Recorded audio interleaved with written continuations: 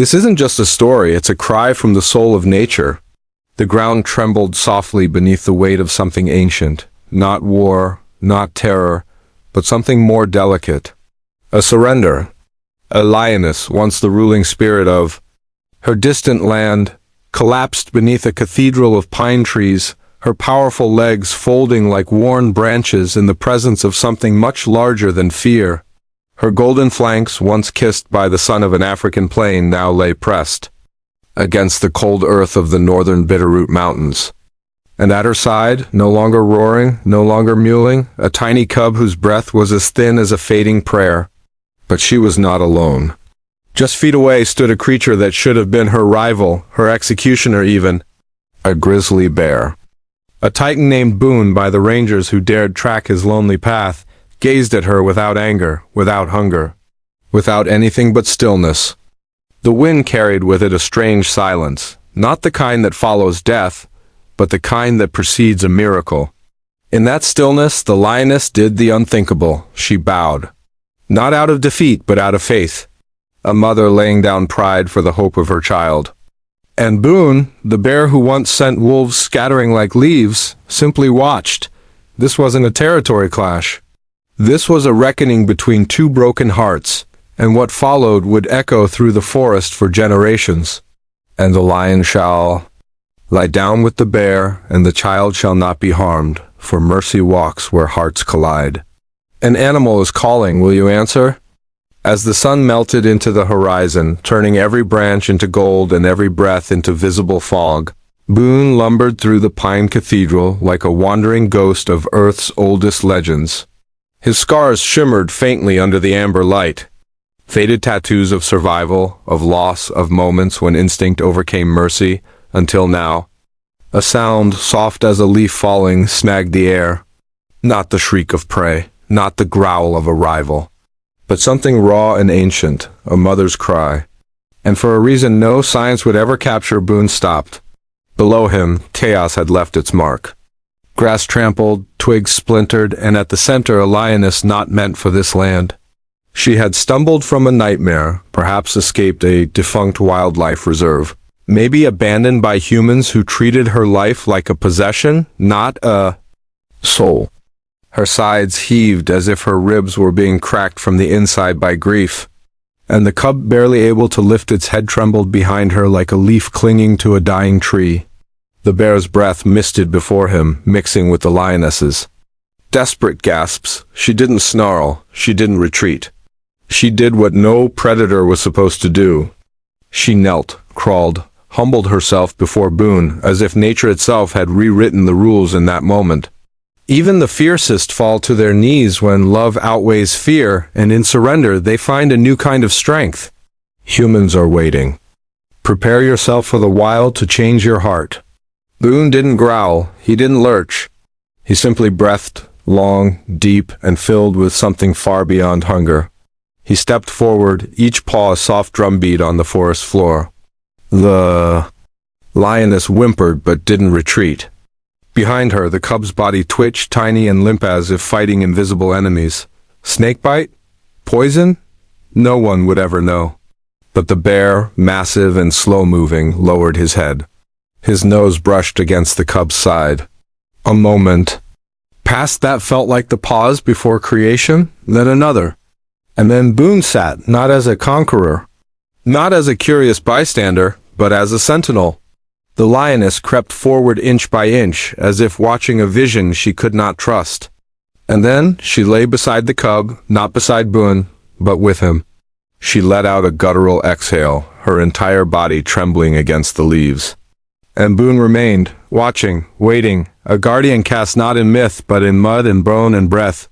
The world had never seen such a thing, not in documentaries, not in ranger reports, not even in old tribal legends. A bear and a lion, once destined to meet in blood, now joined by something greater than survival, compassion. When mercy walks on four legs, the wild becomes holy ground. You've heard stories of miracles. This one will make you believe. Time no longer moved the way it does in cities. Out here, under that forest canopy, seconds stretched like lifetimes, and lifetimes became a single heartbeat. Boone rose again. He sniffed the air. Something was off. Then he vanished into the trees. The lioness didn't chase. She couldn't, and maybe, just maybe, she trusted. Minutes passed, then more. And then, rustling, Boone returned, jaws holding. Something tattered and strange, a root, gnarled and bitter-looking. Wild ginseng or angelica plants known by herbalists to fight infection. He dropped it beside the cub like a sacred offering. The lioness didn't understand. But she didn't move it. She simply stared at the bear, her eyes no longer wide with fear, but dimly glowing with something close to hope. Hours passed, a wolf cried out in the distance.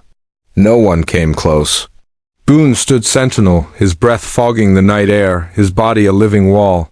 The cub's breath grew shallower, but it was still there, still trying, still tethered to a world that hadn't completely forgotten how to love. And Boone, he did not blink. The hands of healing may come in claws and silence, for even wild hearts can carry grace. When the sky weeps, the earth listens, and sometimes so do the beasts. Storm clouds gathered as if the sky itself had been watching and was, finally ready to cry. Rain fell like a baptism, heavy, relentless. It soaked the bear's fur, turned the earth into soup. But Boone did not move. The lioness curled tighter around her cub, shielding it with all she had left. But Boone, larger than life, moved into position beside them, not to share warmth but to shield.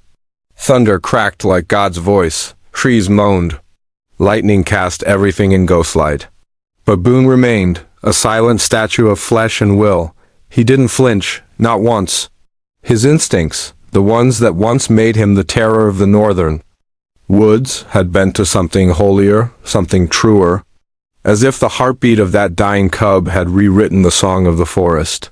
He watched, he listened, and in the storm's howl he stood between death and innocence. Let the storm rage, for mercy does not bow to thunder. They came for the weak, but was stopped by something stronger than fear. The wolves came. Just past midnight.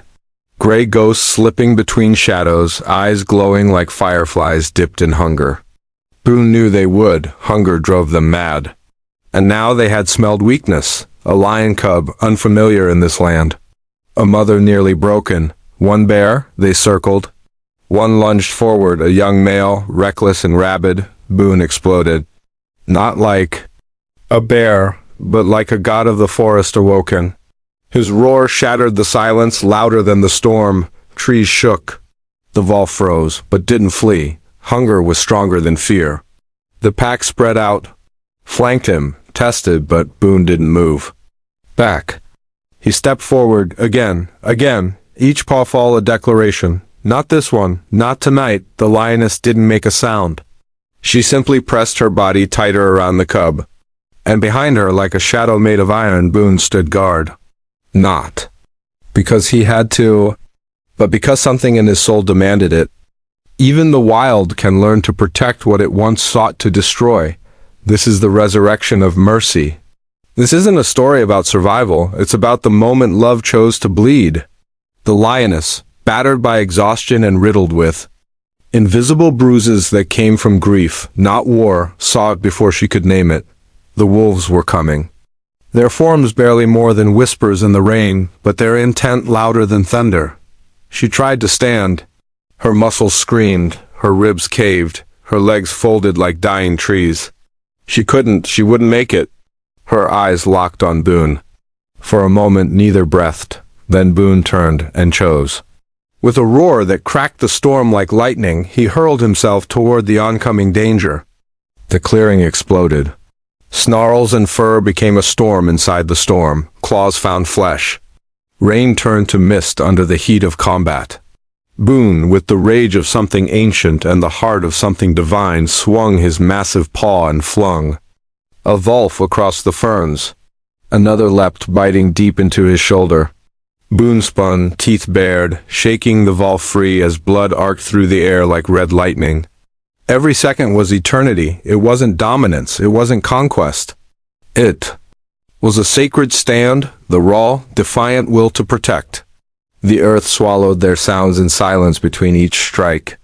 One by one, the wolves fell back, not because they were broken, but because Boone was unbreakable.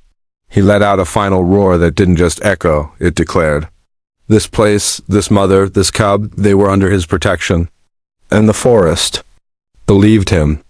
Greater love hath no beast than this, to lay down his life for those he could have devoured. When mercy wins the battle, even the wounded rise like kings. Silence, not the kind after war, but the kind after a miracle.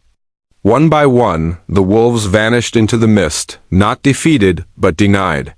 Boone stood there, his massive frame shaking, the rain washing blood from his fur like a baptism. His breathing was ragged. His shoulder gaped open with a wound too deep for nature to ignore. A paw was torn, every part of him ached. But he didn't hesitate. He turned limping, staggering, and returned to the clearing. The lioness was still there, unmoving, her eyes wide. The cub nestled beneath her, trembling but alive. Boone reached them and collapsed, not with violence but with gentleness, laying his enormous form beside hers like a fallen guardian. Their bodies touched, predator and predator, not in conquest but in communion. The cub whimpered once, then drifted to sleep, finally safe. The rain slowed. Its fury softened to whispers across the leaves. And somewhere in the woods, the storm broke, not just in the sky, but in the hearts of every creature that had watched from the shadows. The dawn didn't come with fire, but with forgiveness.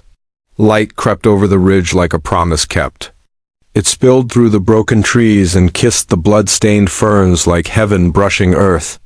He who shields the weak, though scarred and broken, becomes the very strength of the wild. Sometimes the only miracle is waking up to find you're still not alone. Boone woke in fragments. His side burned, his shoulder throbbed. Dried blood cracked as he shifted, but he moved anyway. The forest was silent now, not in fear, but in awe. He turned his massive head and saw her. The lioness, bruised but breathing, opened her eyes slowly.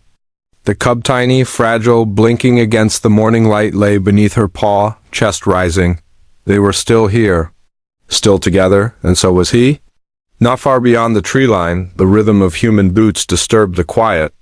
A park ranger named Mason Rivers stepped softly, guided by reports of strange sounds, screams, roars, a storm that hadn't followed any pattern. Mason expected carnage. What he found instead took his breath away. A grizzly soaked in blood and mud, resting beside a lioness and her cub. For 30 feet, Mason didn't move. His hand grazed the tranquilizer rifle slung over his back. Instinct. But instinct gave way to something else. They weren't fighting. They weren't posturing. They were leaning on each other. Mason crouched, slowly, quietly. The lioness noticed him first. Her ears twitched, but she didn't run. She didn't even blink. Boone lifted his head, eyes meeting Mason's. What the ranger saw wasn't threat. It was recognition, not of a man, but of presence, of peace. Mason whispered into his satellite phone, "You're not going to believe this. And no, I'm not intervening." Not yet? They're taking care of each other? There are moments when nature looks at man not in fear, but with trust, and in that gaze humanity remembers what it was meant to be. In the silence that followed, even the wild knew something had changed. By mid-morning, the sanctuary team arrived. Vets, specialists, tranquilizers, all ready to act. But none approached. Mason, alone in the clearing, laid a steel bowl filled with water just far enough to avoid confrontation. Boone moved first, sniffed, then unbelievably nudged the bowl toward the cub. The lioness, watching, licked her baby's ear. The cub stirred, drank. Boone sighed, his whole frame groaning under the weight of wounds, but he didn't retreat. Sunlight warmed their backs. The storm had gone. In its place, something rare, stillness that meant safety. Mason sat down under a tree and opened his weather-worn notebook. For the first time in his 19 years of fieldwork, he wrote a single word, not for his report, not for the media, for himself. Mercy, not a reaction, a choice. Sometimes the greatest rescue is not made by human hands, but by the wild choosing not to destroy itself. When you let nature lead, it shows you something deeper than any rule book can teach. 2 days passed, no cages, no sedation, just respectful distance. The clearing became a sanctuary, not through fences, but through silence. The vet team camped half a mile back, venturing in only to leave food and water, following one command: do not disturb the bond. Boone, though wounded, remained close. Infection loomed, but he endured. The lioness regained strength. She cleaned her cub with the obsessive love only a mother knows. Boone sometimes lay with his head near hers. When the cub cried, he nudged it softly with his snout, unsure, awkward, but infinitely tender. Mason documented every moment with shaking hands. He wrote, "The bear defers to the lioness. The lioness trusts the bear, the cub trusts both." But he knew the world outside didn't believe in miracles. On the third morning, the sanctuary director arrived by helicopter. Dr. Lisa Firth, compassionate but bound by law, surveyed the scene. 3 apex predators from opposite worlds. A conservation puzzle, she said. This can't go on? We need to separate them. Mason said nothing. He just handed her the binoculars. Through the lens, she saw them. Boone licking his wounds, the lioness curled beside him. The cub gnawing a pinnacone. She lowered the binoculars, then said, "We wait." Even the ones trained to intervene know, some bonds are too sacred to sever. At the crossroads of instinct and soul, they chose each other. That afternoon, something changed. The lioness stood, not staggered, stood. Her body still bore the story of pain, but her eyes carried purpose. The cub climbed clumsily to its feet. Boone lifted his head. They watched each other, silently, eternally. Then the lioness nudged her cub and began to walk, not away from Boone, but toward the tree line. Boone followed. At the glade's edge, Mason and Dr. Firth saw them pause. A fork in the woods, 2 paths like 2 destinies waiting. The lioness stopped. Boone stopped beside her. The cub looked between them. Then the lioness licked Boone's face, once, gently, then turned. She took the cub with her. Boone did not follow. He watched. And that was enough. Love doesn't always hold on. Sometimes it lets go, not to lose, but to honor the journey. She walked without looking back, not because she didn't care, but because she trusted. The lioness, bruised yet unwavering, guided her cub down the western path, each step a quiet hymn of survival carved into the forest floor. The cub stumbled once but regained his footing, eyes wide with the kind of innocence only the rescued can wear. Their paw prints slowly faded into the underbrush, toward the distant plains where wildlife officers would later intercept them with open arms and quiet reverence. And Boone stood still. At the fork in the trees where 2 destinies had met, he remained, a lone silhouette carved against the morning light, watching until they were gone. Only then did he turn, not with reluctance, not with sorrow, but with a kind of sacred resignation. He lumbered slowly back into the shadowed arms of the forest, alone but not lonely. No tranquilizer dart, no cage, no control, just a choice.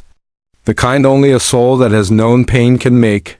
Dr. Firth, watching from the tree line, whispered under her breath, as if speaking not to her team, but to the forest itself.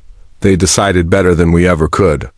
There is a kind of wisdom that grows in silence, a kind of faith that flowers in the wild, and sometimes the forest teaches what the world has forgotten. The forest fell silent, as if breathing again after holding itself for days. No more howls, no more rain. Only the wind moving through the tall pines like fingers through harp strings. It wasn't the end of the story. It was the beginning of its legend. Boone disappeared from that moment forward, his presence like smoke, sensed, never seized. Rangers lost track of him within days. No tags, no collar, no one tried. Because some creatures, like some truths, aren't meant to be pinned down, they are meant to roam. Mason Rivers would later write, "You don't trap a spirit like Boone's, you witness it. And if you're lucky, it changes you." The lioness and her cub were safely guided to a protected reserve 2 weeks later. The cub survived against every odd.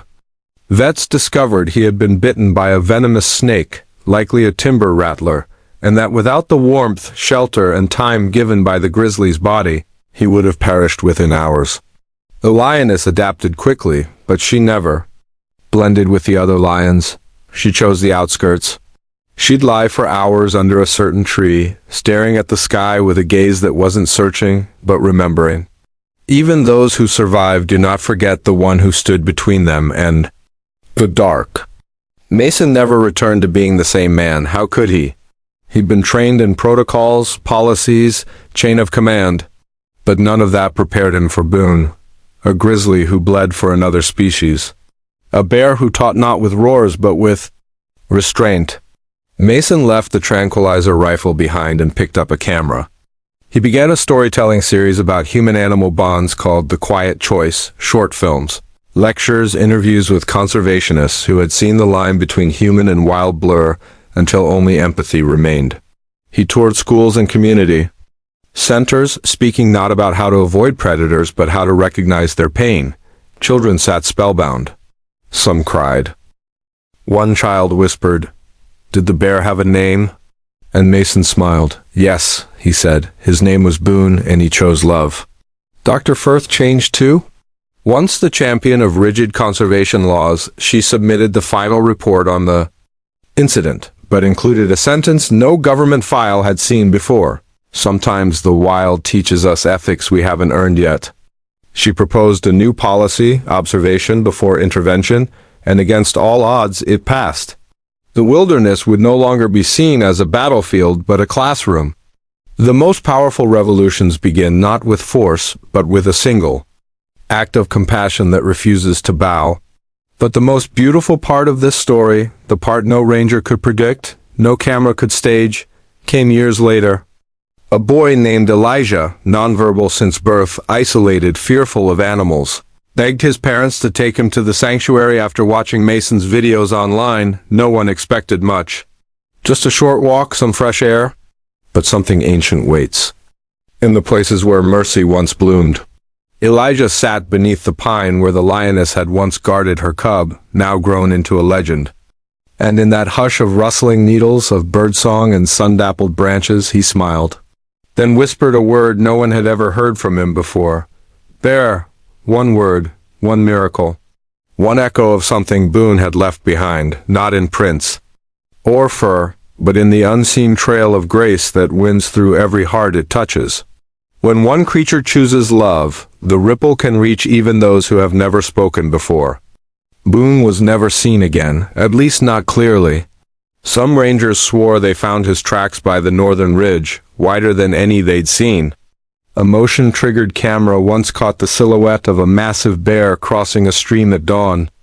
Slower now, grayer, but unmistakably Boone. The lioness passed away years later beneath her favorite tree. Peacefully, her cub, now a full-grown male, became the sanctuary's most gentle lion. He'd share his food. He'd watch the weak. Once, a deer stumbled into the sanctuary, injured, confused, and the lion lay beside it, didn't touch it.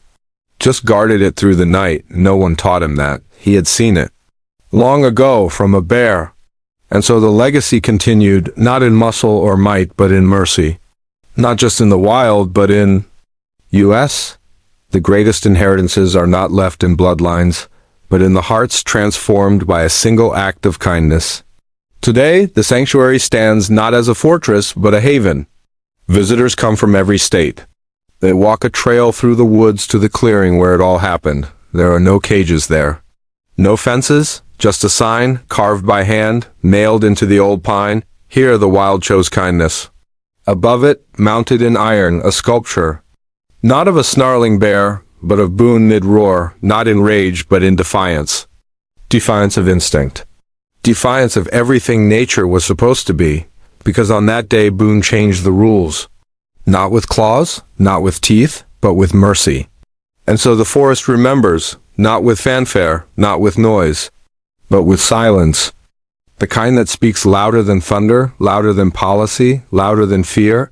A silence that says, "You are not alone." Compassion still walks among us. Blessed are the beasts who remember mercy, for through them humanity finds its way back home. One child whispered, "Did the bear have a name?" and Mason smiled. Yes, he said.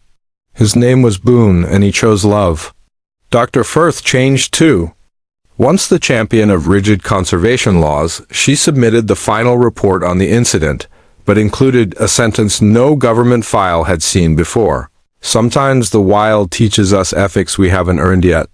She proposed a new policy, observation before intervention, and against all odds it passed. The wilderness would no longer be seen as a battlefield, but a classroom.